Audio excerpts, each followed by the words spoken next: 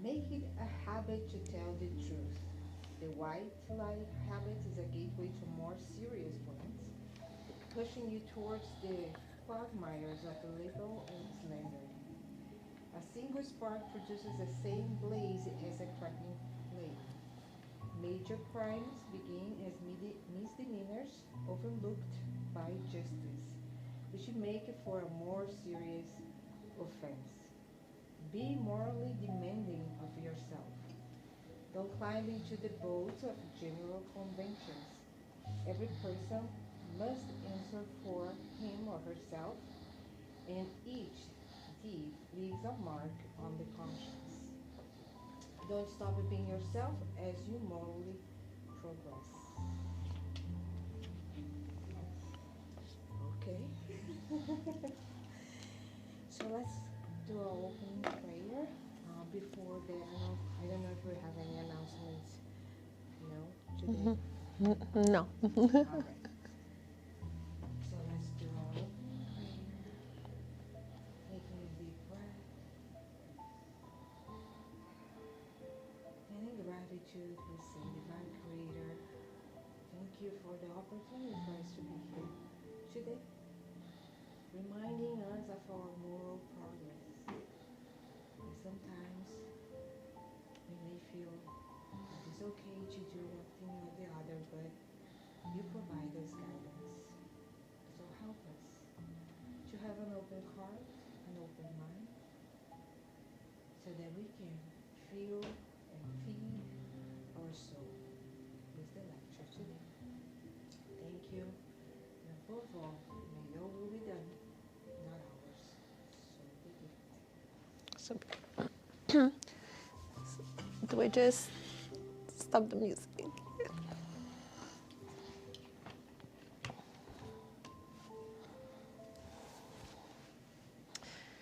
Hello, everyone. Good morning, good afternoon, good evening. For those who are at home and for us who are here in this beautiful Sunday in San Diego, right? Enjoying this day. And I'm so happy to see each one of you here as we welcome you in flesh and all the ones that are here in spirit with us for us to learn. And today the topic is living a life courageously. Ooh, let's talk about courage. So, courage, as the definition, is the ability to do something that frightens you. So we would talk about our fears. We're going to talk about courage. And we have to have the courage to talk about our fears. When, for the little kids, like my 4 and 5 years old that I teach, they have fears. And usually it's like cockroach. And you don't need to be a little kid to be afraid of a cockroach, okay? All right.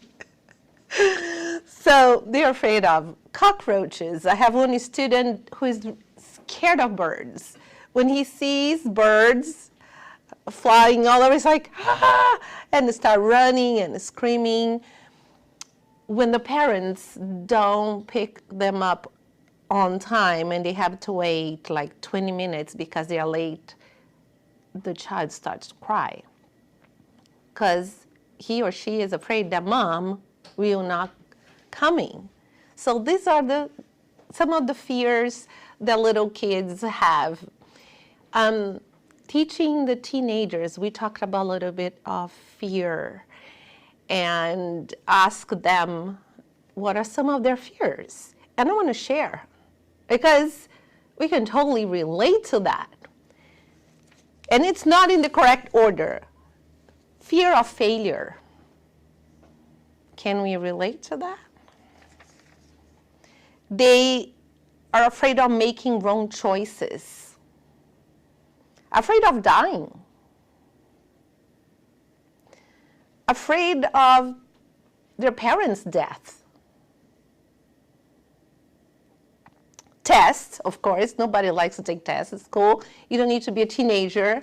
You don't like trying something new, getting hurt, rejection, changes, imperfection. They feel that they are not good enough for their parents. And one of their complaints is that their parents think that they are dumb. I'm sorry to say this. I'm sharing, I'm not naming. But I was like, see, or they say, I'm not smart enough for my parents. And the concern that they have for what their parents think about them. So, and they say, I'm afraid of not being able to control what happens to me. Look how deep it is. Things that are out of our control. And you don't need to be a teenager because I can relate to a lot of those things here. So it is for us to see that everybody has some kind of fear. And it's okay because we are human beings. From the little child to an older person. So what are we afraid of? What are you afraid? Let's talk a little bit about this. So fear is a good thing because it also gives us the sense of preservation.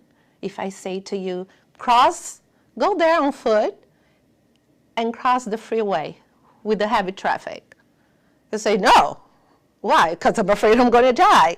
Well, this is a good thing because this kind of fear is to protect us so we won't die, so we will stop and think. Why we have a lot of teenagers that they feel that they are invincible. They're like, nothing's going to happen to me. I'm fine. And we have to be careful. I remember my daughter, it's 9 o'clock, when she started driving, I'm going to go see my friend. At 9 o'clock? You're going to that neighborhood that I know that is not very safe? No, you're going, nothing's going to happen to me, Mom. You're crazy. Oh, you're not going as long as you live in this house. I'm not going to allow you to be in a situation harm's way because they think they're invincible, right? But when fear is something that is not good, when it freezes you, when we let fear defines you. Like, I am afraid of flying. If you sit with me when I'm flying, don't hold my hand because it's like dripping. So much anxiety I have. So I know my fear because I had a bad experience flying. So now I'm there all the time. It kicks in, it goes to that. But will I stop flying? No. I won't let this stop me from flying.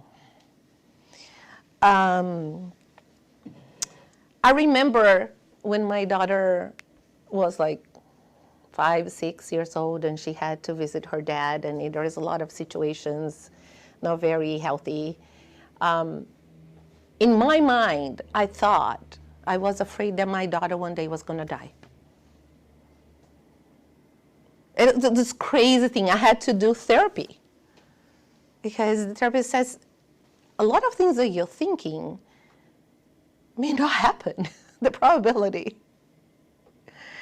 So we had to do a session where I had to face the fear, talk about death, talk about what was going on in my mind. And once I faced and I talked about that and saw the whole situation in a very professional and loving way with somebody that knows what they're doing, I was able to keep going because that wasn't stopping me.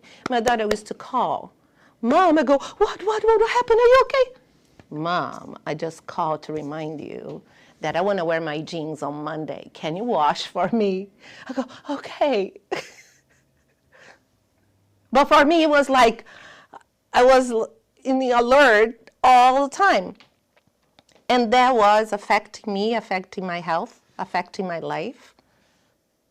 And that was my fear, but I had to talk about it. One of the greatest fears, a very common fear that among teenagers and people, even kids, is fear of changes in our life. So look in your life right now, what are the signs? Because you can say, I'm not afraid. I'm not afraid. My life is good. My life is good. Because we have so many more blessings. But if there is something that is not working in your life right now, if there is something that you can't sleep because you're thinking about it, it bothers you. It could be relationship, it could be with your child, it could be at work, it could be finances. That means is asking for some kind of change. And then what do we do? Excuse, oh no, I'm good. I can wait a little longer. Oh, it's okay. Or we start being negative. Oh no, if I do this, no, it's not gonna work. It's not gonna work, right? I just stay as is. It's okay. I'm not very happy, but it's okay. Because we want to protect us. We don't want to get hurt. We are afraid of major changes in our life. But the reality is we are made to progress. And we will get better. We will get stronger. But watch what we are doing. Our excuses, negative thoughts, negative comment, alarm. Alarm means the sense, oh no, if you do this, something really bad is gonna happen. Just excuse so we don't do something to change. And I'm not saying, oh, tomorrow I'm going to change something in my life. It takes a long time. My story, and this is it took me forever, years, to go back to school to get my credential. I want to be a teacher, but I was so comfortable in what was going on, and I was afraid. I was afraid of the debt. I was afraid of work. I was afraid I was not going to get enough money. How am I going to study? And I had a child. And then I had to stop. What I'm afraid of? And I sat down and go, okay, these are the good things about it. These are the things that I'm scared, but I can't let it stop me anymore. And then we start with baby steps. Baby steps, that's all we suggest. Plus, when we have to change, we have to face ourselves and look at ourselves. When in the morning or whenever you look at yourself in the mirror, right? We look. Me in the morning, oh my gosh, look at my white hair. I need to color it again. Oh, look at my wrinkles. Oh my God, this morning was, do I got a goiter here? It's like going like this in the mirror. Oh, look at me, look at me. Oh, when I take pictures now, I'm gonna go like this so nobody sees it. You know, women, when we take selfies, it was like, hold on, let me hold my belly like this. And now with all those apps that makes you beautiful, I was looking at a picture of my daughter go, what happened with all, your zits? I go, oh, Mom, that's a cool app. I go, oh, show me the app. Or like, oh, I'm so bored. No worries, I'm going to do the makeup for you.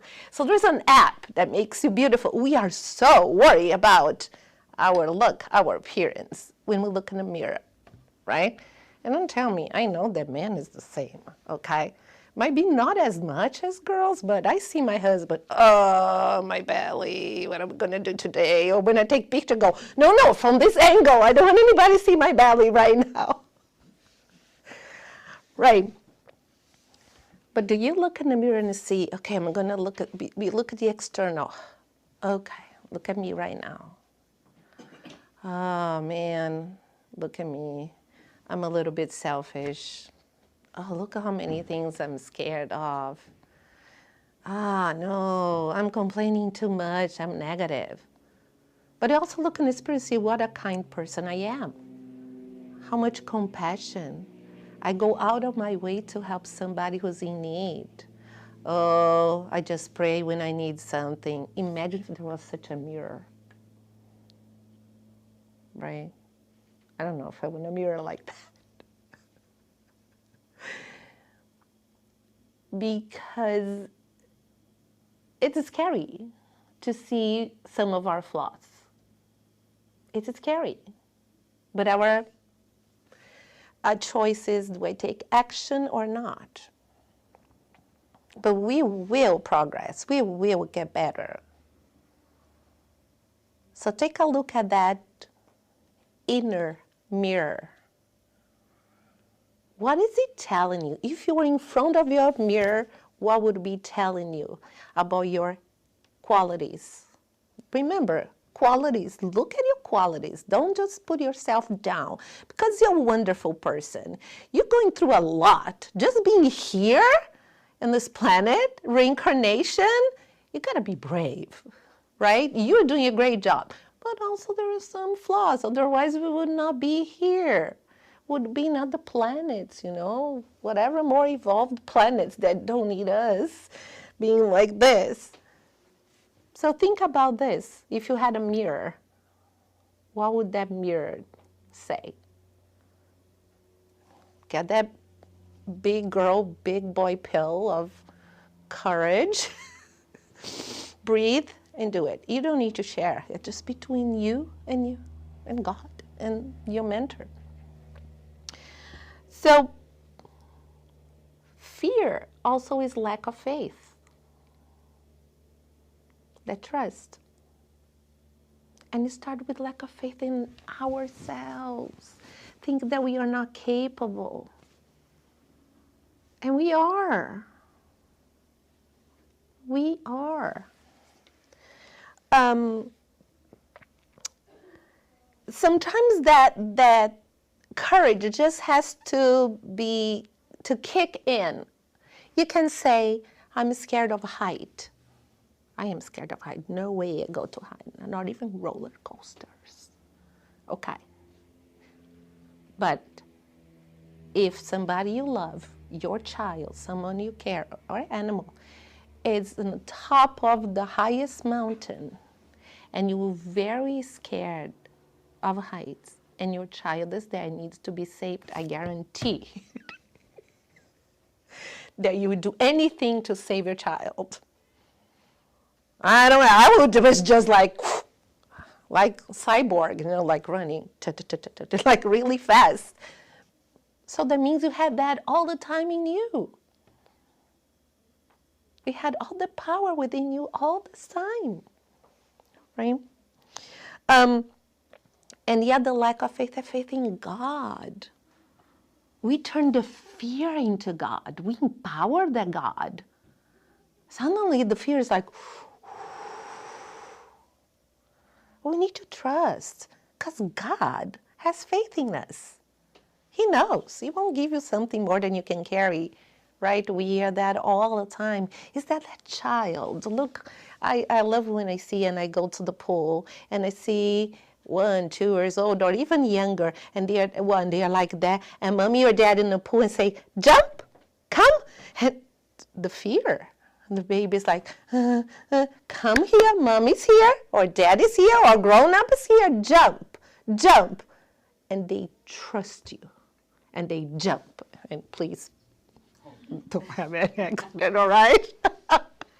Because it will traumatize the child and won't go in the pool anymore. But most of the time, mommy or daddy or grown-up, whoever is there, oh, that's God saying, jump. I'll carry you. That leap of faith. Come on. Every time you are afraid and you pray to God and say, God, I'm going to jump in the pool and I need you to carry me. I need you to hold me. And he does. I was I was even talking to Renato. I found Renato, the part in the Bible. It's in Matthew 14. when Jesus was walking the water, and all the disciples were there on the boat, and then suddenly they look and they see somebody walking the water, and they go, "Oh, it's a ghost." What a nice ghost, huh? Jesus walking here. So, and they're like, "Oh," and then Peter, "Oh, it's Jesus! It's Jesus! Oh, it's Jesus!" And Jesus is there, like walking the water, you know. And if you believe or not, it's your interpretation. But just get the lesson that I'm trying to say here. And then Peter, Jesus, like, I want to walk. "Oh, it's a ghost," they say, and cried out in fear. But Jesus said, "Take courage. Take courage. It is I. Don't be afraid." And Peter, "Is it you, Jesus? Is it you, Lord?" He didn't call Jesus. "Is it you, Lord? Tell me to come to you on the water." And Jesus, "Okay, come. Come." And Peter, "Okay." And he started walking the water. He was very nicely, but then he saw the wind and he started being afraid. The wind, and then he started to sink. And they go, "Lord, save me, save me." And immediately Jesus reached out his hand and caught him. "You of little faith, why did you doubt?" Stop doubting yourself. God doesn't doubt you. He knows how strong you are.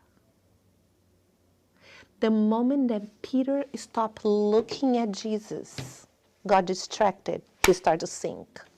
So focus. Focus on Jesus and go. But how beautiful it is that also when he was afraid, he said, "Lord, save me." And Jesus just reached out his hand. The same to us. When you are feeling scared that's falling, say, "Jesus, Lord, save me, help me." And the help will come. So the fear comes for many reasons. We have fear that was built in us from past lives. There's fear that from our childhood we had a bad experience, we had some trauma, and now we are grown up and we have that fear. We don't know why. That's why therapy is very good and important to help us. We have fear from this life. Many spirits before they reincarnated, they were afraid. Probably we were afraid. We were afraid of reincarnating because when we see everything, but how beautiful is that we are not alone. He said, "Okay, it's going to be hard, but you are not alone." That's why when you were pregnant, talk to the child, talk to the spirit, say, "Hey, I know it's going to be difficult, but I'm here. I love you." They need that, right? And we are afraid that we may not be able to handle the situation.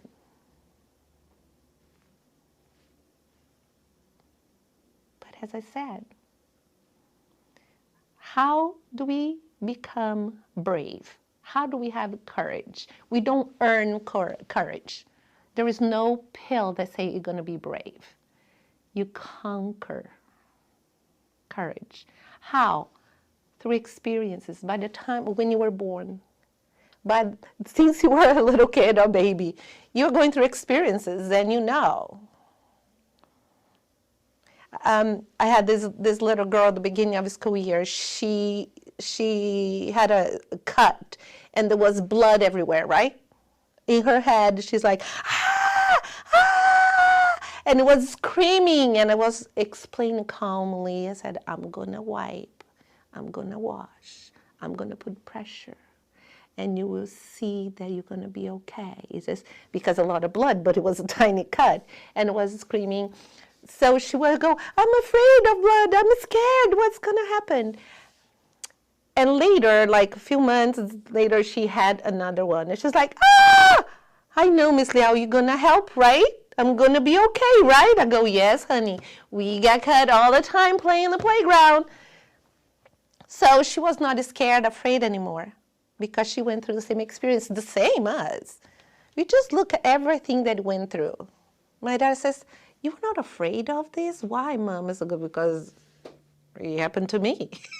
And I made through. So that's when we get brave, we get courageous.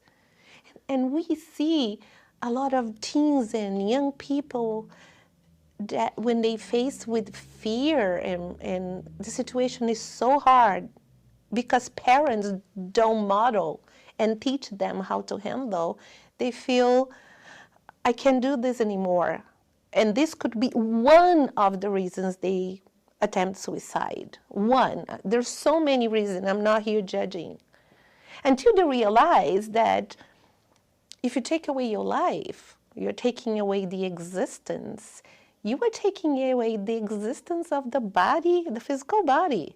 Because once you exist, they will realize that you cannot unexist. I tell this to the teens. Oh, you are here, you were created, you exist. Your body will perish, but you gotta accept the reality and the fact that you can no longer unexist. You exist now and forever. So you might have to come back and face your fears. So what do we do when we're having fears? A few things before we end this. First, admit you're having a fear. Because you're a human being. I am afraid of what could happen. I am afraid of taking the test. I am afraid of moving to another state. I am afraid of my kids. Okay. Say, I am afraid. Second, what is he trying to tell you? Right? Am I an alarmist or think that everything horrible is going to happen? I'm telling that I'm very negative. I'm telling you that yes, there is a chance that something could happen, so I have to be careful and take action because some fears are very valid to warn us about something. Then tools. Like me, when I'm flying, I have to sing in my head for 4 hours, or how long it is. I have to keep singing over and over, over and over, and breathe over and over, so I can go through the flight. That's my tool. What are the tools that you need to face your fear? Breathing, talking, praying, affirmation. Then don't empower your fear because God is greater than your fear. And He has faith in you. And take action. And trust. Have faith. Because you are very courageous. Look at Jesus.